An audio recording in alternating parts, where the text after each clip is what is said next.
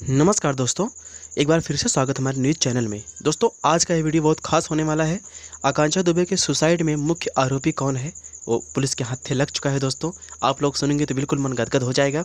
तो प्लीज़ आप लोग वीडियो में बने रहें, वीडियो को बिल्कुल स्किप ना करें।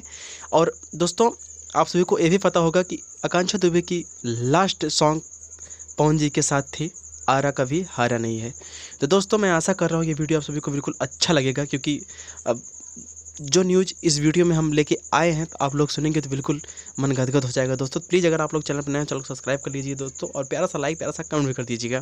अभी हाल में ही पवन सिंह जी आए थे आकांक्षा दुबे जी के घर, वहाँ भी सांत्वना दिए और ये भी बोले कि मैं योगी जी से बात भी करूँगा और मुख्य आरोपी को जल्द से जल्द गिरफ्तारी भी होगी। दोस्तों, आप सभी को बता दूं कि समर सिंह, संजय सिंह और एक उनका साथी था जो कि मुख्य आरोपी, ये तीनों लोग हैं। तो ये लोग जल्द से जल्द पकड़े जाने वाले हैं दोस्तों। और पवन सिंह जी बोल भी दिए हैं कि इन लोगों को फांसी होनी चाहिए। फुल ताकत अपनी लगा दिए हैं और सच्चाई इंसाफ जरूर मिलेगी। दोस्तों, लव यू।